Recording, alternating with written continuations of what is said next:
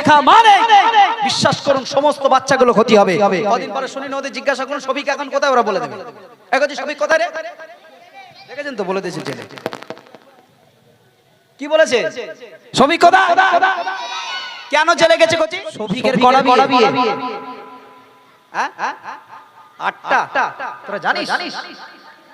তাহলে বলেন এইবার আপনারা বিচার করুন।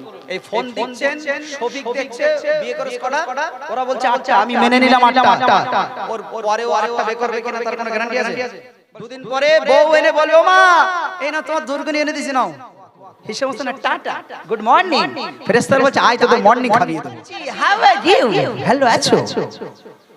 আল্লাহ বলে ফেরেশতা বলে মার ওরে মার মুগুর মার, মেয়েদের দেখে বলে হাউ ডু ইউ